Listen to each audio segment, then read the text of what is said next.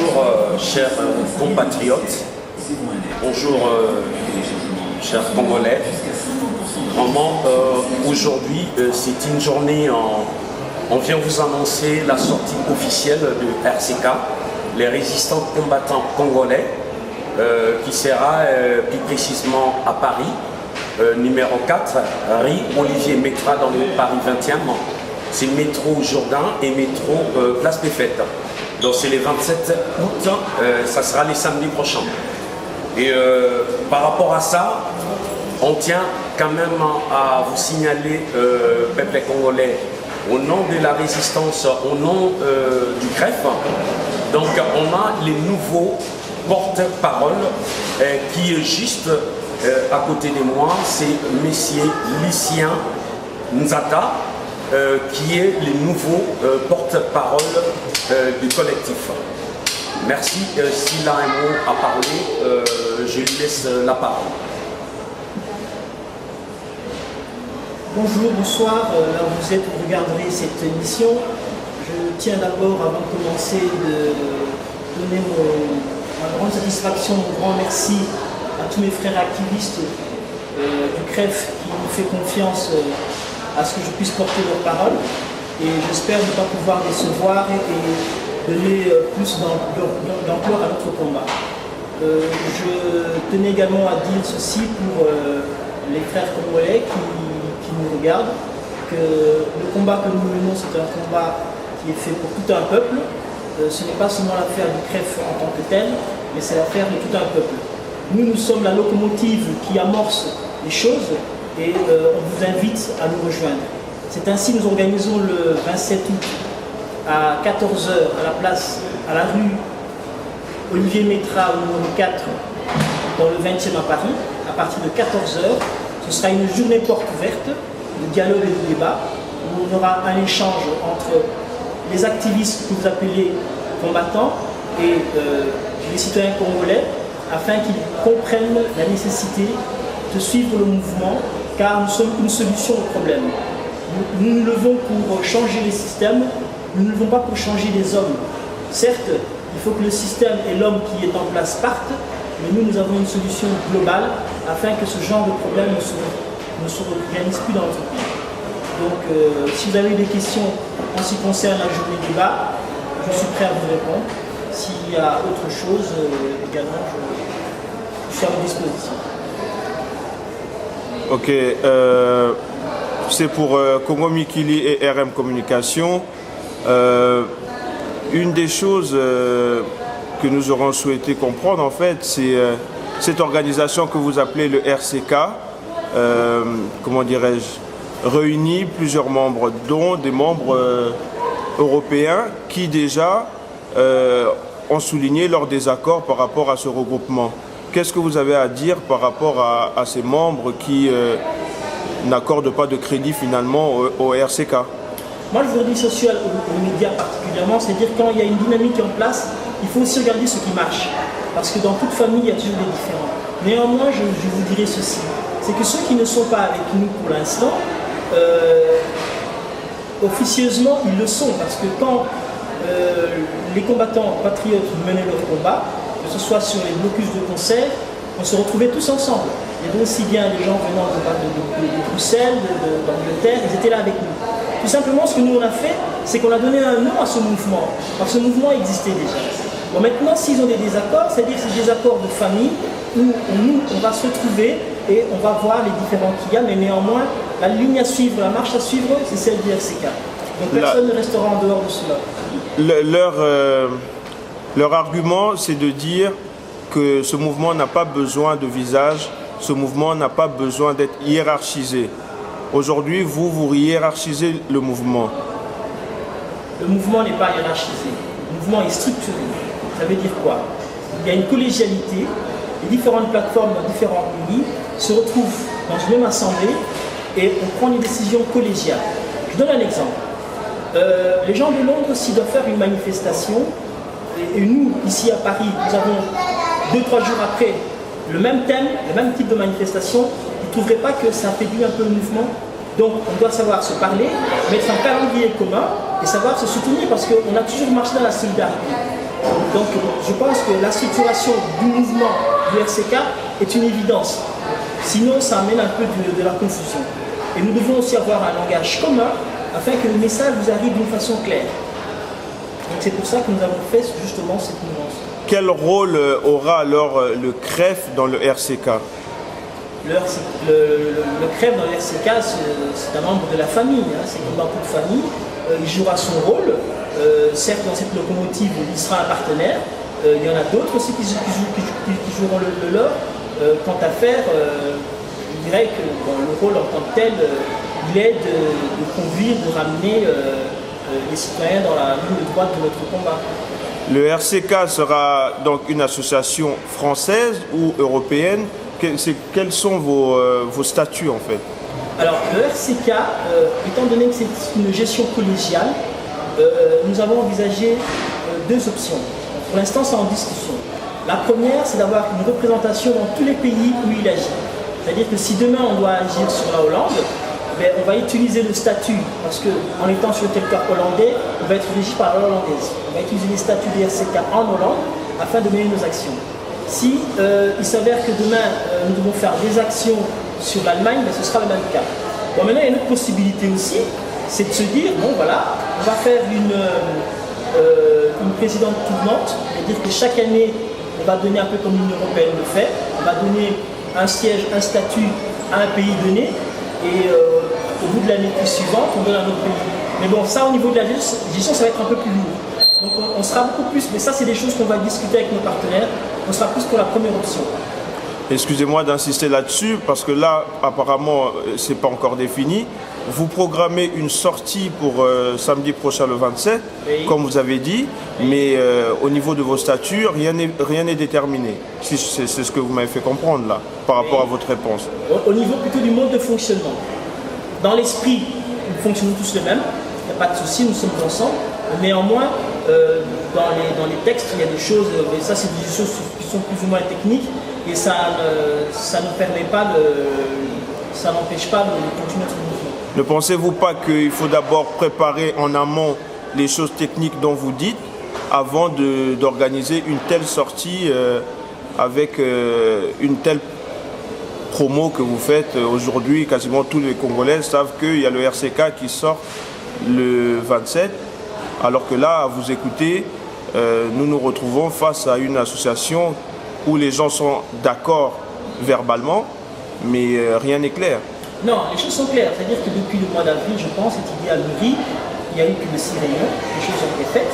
C'est tout simplement la dernière réunion qui s'est passée en Belgique, l'avant-dernière, où il y a eu justement ce petit doute qui a demandé à ce qu'on puisse réaménager le mode de fonctionnement, mais ça n'a aucune incidence.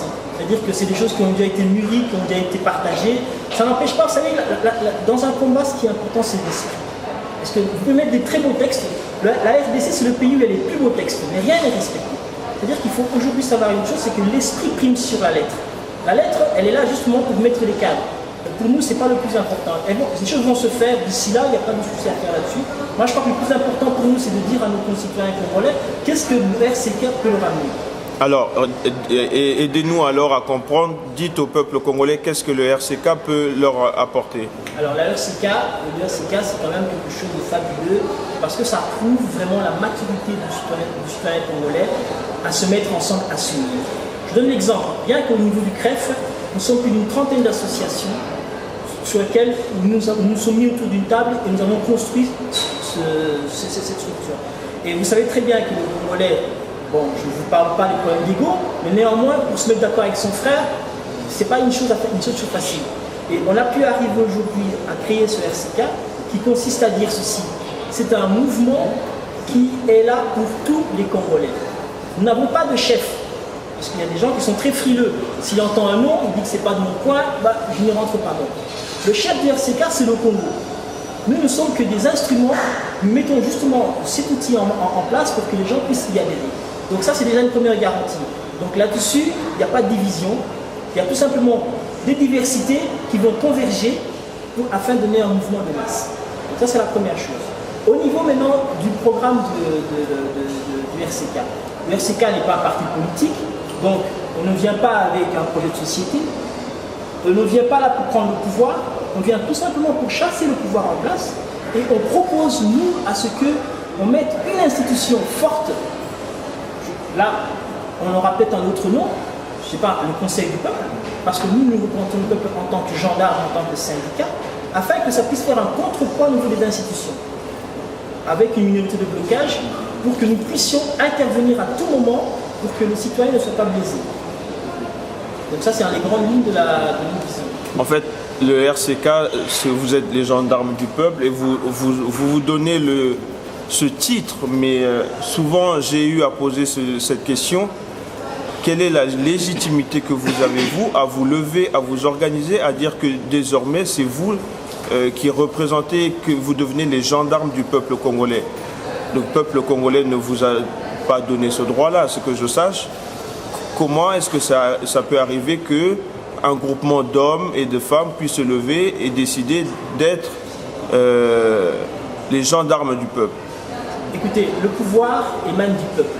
C'est le peuple qui donne le pouvoir à une institution ou bien à l'individu pour le conduire. Étant membre du peuple, j'aurais été seul, il faut plus dire que voilà, ça n'a pas de sens. Nous sommes à plusieurs. Nous, peuple éveillé. Excusez-moi, mais le plusieurs, est-ce que c'est la majorité? Non, le problème de la majorité se pose en cas d'élection. Le problème, il est le suivant. C'est que les gens qui sont tués chez nous, ce sont nos frères. Et je pense que quand la maison brûle, celui qui ne réagit pas, quelque part, il est habité de lâcheté et de cupidité. Okay? Nous, on ne veut pas que demain, des enfants viennent cracher sur nos tombes pour dire voilà la génération qui n'ont pas été des hommes, voilà la génération qui ont comploté avec l'adversaire. Nous, on a pris une part de responsabilité. Nous sommes des gens à féliciter parce que nous sommes des gens responsables.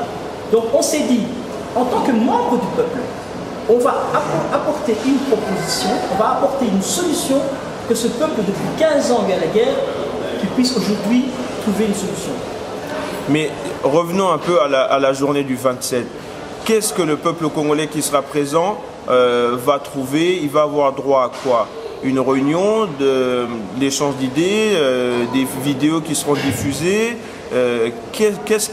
On va assister à quoi le 27? Alors le 27, vous allez assister d'abord à la genèse des groupes de pression. Donc chaque pays va expliquer via vidéoprojecteur comment ces mouvements se sont mis en masse. Ça, c'est un premier plan. Deuxième plan, étant donné qu'il y a eu ce manque de proximité entre les combattants, moi j'appelle les activistes, entre les activistes et certains membres du peuple qui étaient un peu méfiants, il va y avoir ce rapprochement. Ce rapprochement, ça va être un dialogue et un échange. Donc il y aura une interactivité, on va demander aussi bien l'assistance. Bon, c'est vrai qu'on ne pourra pas passer tout le monde le micro, mais néanmoins, il y aura des papiers qui vont être mis afin qu'on puisse récupérer des suggestions et des observations pour que nous puissions améliorer le travail que nous sommes en train de faire. Nous ne faisons que les inviter et leur dire clairement notre vision et leur demander d'accompagner ce mouvement parce qu'il n'y a pas d'autre solution en ce moment. Vous attendez à peu près combien de personnes pour cette journée? On a pris une salle de 500 places. 500 places. Je crois que ça peut faire l'affaire. Plus les médias, je crois qu'il y aura assez de diffusion.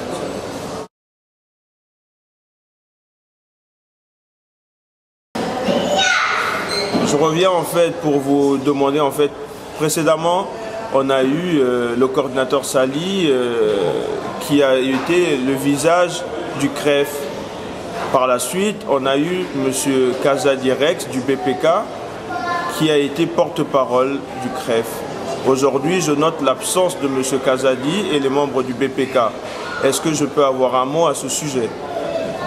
Écoutez, l'identité première de toute personne au sein de notre organisation, c'est d'être un combattant. Okay?